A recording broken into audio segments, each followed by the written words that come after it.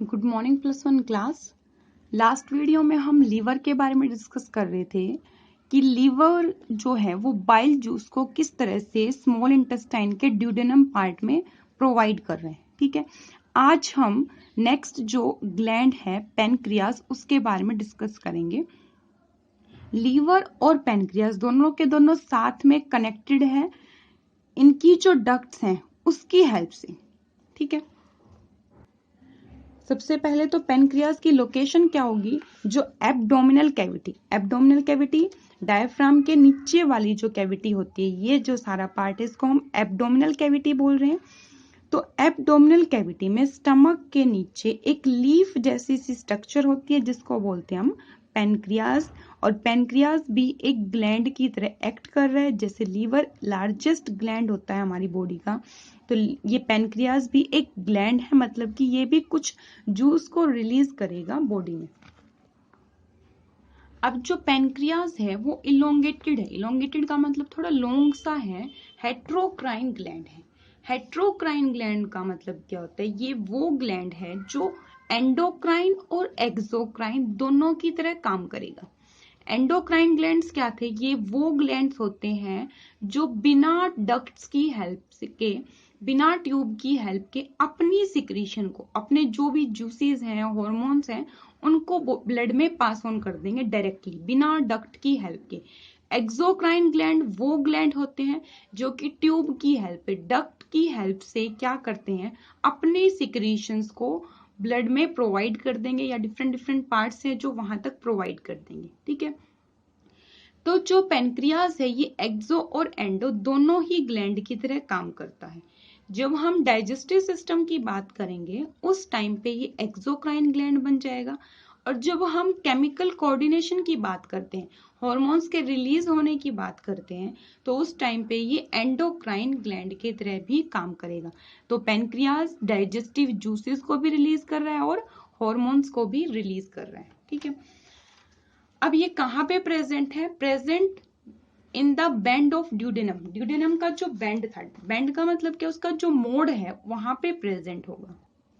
ये देखिए, ड्यूडेनम क्या है, स्मॉल इंटेस्टाइन का फर्स्ट पार्ट था, यू शेप स्ट्रक्चर। तो उस यू शेप स्ट्रक्चर में ये लीफ लाइक स्ट्रक्चर जो है ये ही क्या है, पेनक्रियास है। तो पेनक्रियास की लोकेशन क्या हुई, बैंड जो मोड है किसका, ड्यूडेनम का, उसमें leaf like structure pancreas present होगा। पेनक्रियास है जो वो पेनक्रिएटिक जूस को रिलीज करता है, ये भी क्या रहेगा, एल्कलाइन फ्लूइड होगा, जिसमें बहुत सारे एंजाइम्स होंगे जो स्टार्च का, लिपिड का मतलब फैट के मॉलिक्यूल्स का, प्रोटीन और न्यूक्लिक एसिड। न्यूक्लिक एसिड क्या होते हैं, डीएनए और आरएनए, इनका क्या करेंगे, डाइजेशन करेंगे।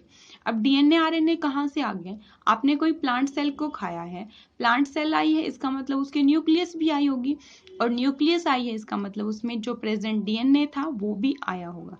ठीक है, पीएच है जो पेनक्रिएटिक जूस की वो कितनी होगी, 7.5 से 8 तक हो सकती है। बाइल जूस जो कि लीवर से रिलीज हुआ था वो भी एल्कलाइन था, और जो पेनक्रिएटिक जूस पेनक्रियास से रिलीज हो रहा है वो भी क्या है, एल्कलाइन है। अब ये जो पेनक्रियास है इसका ये जो पार्ट, फ्रंट वाला पार्ट है, इसको बोलेंगे पेनक्रियास का हेड, मिडल पार्ट को पेनक्रियास की बॉडी, और जो ये एंड का पॉइंट होगा इसको बोलेंगे टेल ऑफ पेनक्रियास। पेनक्रियास है जो उसमें दो डक्ट दिखाई दे रही है आपके, डक्ट का मतलब ट्यूब लाइक स्ट्रक्चर। ये जो डक्ट दिखाई दे रही है इस डक्ट को बोलते हैं विरसंग डक्ट।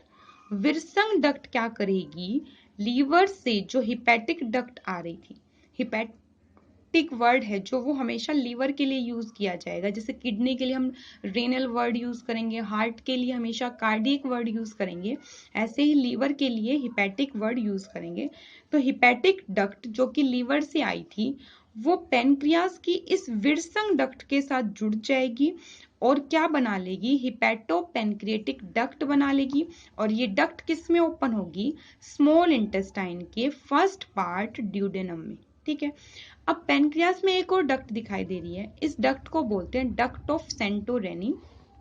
ठीक है, ये डक्ट क्या करेगी, डायरेक्टली स्मॉल इंटेस्टाइन में ओपन होगी, मतलब कि ये इस हिपैटिक डक्ट के साथ नहीं जुड़ रही। ये डक्ट दिखाई दे रही है पीछे से आ रही है, उसके साथ नहीं जुड़ रही। यहाँ पे देखो इस डक्ट को ये जुड़ गई थी हिपैटिक डक्ट के साथ, तो जो पीछे से आके सीधा किस में ओपन हो गई, स्मॉल इंटेस्टाइन के ड्यूडेनम पार्ट में, उस डक्ट का नाम होगा डक्ट ऑफ सेंटोरेनी। और विरसंग जो कि संग संग चलेगी, साथ साथ चलेगी, किसके साथ, हिपैटिक डक्ट के साथ, वो साथ में मिलके ओपन होगी। अब जो पेनक्रियाज है उससे 6 मेजर एंजाइम्स रिलीज होते हैं। पेनक्रियाज ने क्या रिलीज किया था, पेनक्रिएटिक जूस। उस पेनक्रिएटिक जूस में 6 एंजाइम्स थे, जिसमें से फर्स्ट है ट्रिप्सिनोजन। ट्रिप्सिनोजन, सेकंड होगा कीमोट्रिप्सिनोजन। ये दोनों के दोनों एंजाइम कैसे एंजाइम है, प्रोटियोलाइटिक। लाइटिक का मतलब तोड़ने वाले, किसको तोड़ने वाले, प्रोटीन को तोड़ने वाले एंजाइम है। कौन कौन से, ट्रिप्सिनोजन और कीमोट्रिप्सिनोजन। उसके बाद थर्ड एंजाइम है पेनक्रिएटिक अमाइलेज। अमाइलेज एंजाइम कहीं भी आएगा वो हमेशा स्टार्च का डाइजेशन करेगा। जैसे हमने बक्कल कैविटी में सेलिवरी अमाइलेज के बारे में पढ़ा था, जो कि क्या कर रहा था, स्टार्च को सिंपल शुगर ग्लूकोज में कन्वर्ट कर रहा था। फोर्थ एंजाइम जो कि पेनक्रिएटिक जूस में प्रेजेंट होता है उसको बोलते हैं कार्बोक्सी पेप्टाइडेज। ये भी क्या है, प्रोटियोलाइटिक एंजाइम। अब पेप्टाइडेज क्या होता है, देखो जो हमारे प्रोटीन्स होते हैं वो अमाइनो एसिड से मिलके बने होते हैं, ठीक है। ये अमाइनो एसिड्स हैं, ये जुड़ जुड़ के क्या बना देते हैं, प्रोटीन बना देंगे। तो अमाइनो एसिड की चेन है, उससे क्या बन जाता है, प्रोटीन बन जाता है। अमाइनो एसिड थे जो, ये एक अमाइनो एसिड दूसरे अमाइनो एसिड के साथ एक बॉन्ड की हेल्प से जुड़ता है। इस बॉन्ड को हम क्या बोलते हैं, पेप्टाइड बॉन्ड। क्या नाम होगा, पेप्टाइड बॉन्ड। दो अमाइनो एसिड के बीच का जो बॉन्ड होता है उसको पेप्टाइड बॉन्ड बोला जाता है। और पेप्टाइड बॉन्ड बनने से ही अमाइनो एसिड जुड़ेंगे और क्या बना देंगे, प्रोटीन बना देंगे। अब प्रोटीन को जब भी तोड़ा जाएगा तो वो किस में टूटेंगे, अमाइनो एसिड में, क्योंकि अमाइनो एसिड क्या हो गई, सिंपलर यूनिट हो गई प्रोटीन्स की। कार्बोक्सी पेप्टाइडेज क्या करेगा, प्रोटियोलिटिक एंजाइम, मतलब प्रोटीन्स को तोड़ेगा। कैसे तोड़ेगा, प्रोटीन के इस पेप्टाइड बॉन्ड को ये क्या कर देता है, ब्रेक कर देता है। फिर एक एंजाइम है हमारे पास न्यूक्लियेसिस। न्यूक्लियेसिस एंजाइम क्या होंगे, जो कि न्यूक्लिक एसिड को तोड़ेंगे। न्यूक्लिक एसिड क्या क्या है हमारे पास, डीएनए और आरएनए, ठीक है। डीएनए और आरएनए को तोड़ने वाले एंजाइम्स को क्या बोलेंगे हम, न्यूक्लियेसिस। और एक होगा पेनक्रिएटिक लाइपेज। लाइपेज जहां कहीं पे भी आएगा वो किसका डाइजेशन करेगा, लिपिड का, मतलब कि फैट का डाइजेशन करेगा। तो इस तरह से पेनक्रिएटिक जूस में 6 टाइप के एंजाइम्स थे। ट्रिप्सिनोजन, कीमोट्रिप्सिनोजन प्रोटियोलाइटिक है, मतलब ये प्रोटीन को तोड़ेंगे। पेनक्रिएटिक अमाइलेज स्टार्च को, कार्बोक्सी पेप्टाइडेज नाम से ही पता चल रहा है पेप्टाइड बॉन्ड को तोड़ता है, मतलब कि प्रोटीन को ही तोड़ेगा। न्यूक्लियेसिस और पेनक्रिएटिक लाइपेज, ये 6 एंजाइम्स होंगे।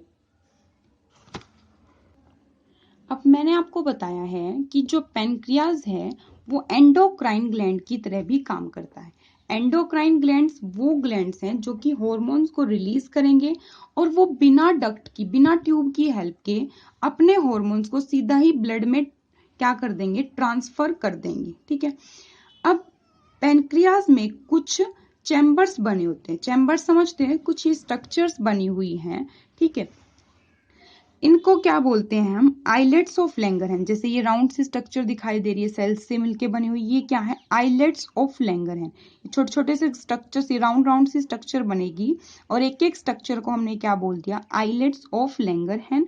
इसके अंदर ये डिफरेंट डिफरेंट टाइप की सेल्स प्रेजेंट होती हैं, ठीक है।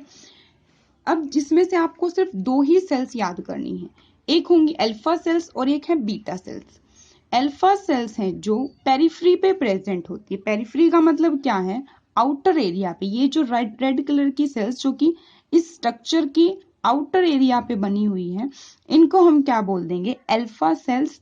दूसरी होती हैं बीटा सेल्स, ठीक है। बीटा सेल्स कहाँ मिलेगी, सेंटर में जो सेल्स दिखाई दे रही है इन सेल्स को हम बोलते हैं बीटा सेल्स। अल्फा सेल्स और बीटा सेल्स ये 2 हॉर्मोन्स को रिलीज करेंगी। अल्फा सेल जो रिलीज करती है उस हार्मोन का नाम क्या होगा, ग्लूकागोन हार्मोन, जो कि ब्लड में शुगर के लेवल को इंक्रीज करके रखता है, ठीक है। पेनक्रियाज के अंदर कुछ स्ट्रक्चर बनी हुई थी जिनको बोला गया आइलेट्स ऑफ लैंगरहैन। इस आइलेट्स ऑफ लैंगरहैन में हम दो टाइप की सेल पढ़ रहे हैं, अल्फा और बीटा सेल। अल्फा सेल्स जो कि पेरिफ्री पे बनी थी और क्या रिलीज करेगी, ग्लूकागॉन हार्मोन को, जो ब्लड में शुगर के लेवल को इंक्रीज करके रखेगा। ठीक है।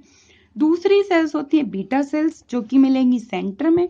ये एक हार्मोन को रिलीज करेंगे जिसका नाम होता है इंसुलिन। इंसुलिन क्या करता है, ब्लड में शुगर के लेवल को डिक्रीज करने का काम करेगा। इसका मतलब इंसुलिन और ग्लूकागोन ये दोनों हार्मोन आपस में क्या है, एंटीगोनिस्टिक। एंटीगोनिस्टिक का मतलब क्या है, एक दूसरे के अपोजिट काम कर रहे हैं। ये डिक्रीज कर रहा है शुगर के लेवल को, ये इंक्रीज कर रहा है। ठीक है। अब ब्लड के अंदर मान लीजिए इंसुलिन हार्मोन की कमी हो जाएगी तो उस पर्सन की बॉडी में क्या है, शुगर का लेवल इंक्रीज मिलेगा क्योंकि इंसुलिन तो बन नहीं रहा। इंसुलिन का काम क्या था, ब्लड में शुगर के लेवल को डिक्रीज करके रखना। तो उस पर्सन के ब्लड में शुगर का लेवल राइज अप होने की वजह से उस पर्सन को डायबिटीज हो जाएगी, मतलब कि शुगर की डिसीज हो जाएगी। तो इसीलिए जो पेशेंट जिनको डायबिटीज हो जाता है, शुगर हो जाता है, उनको इंसुलिन के इंजेक्शंस लगाए जाते हैं ताकि उनके बॉडी में जो ब्लड है उसमें शुगर का लेवल क्या किया जा सके, डिक्रीज किया जा सके।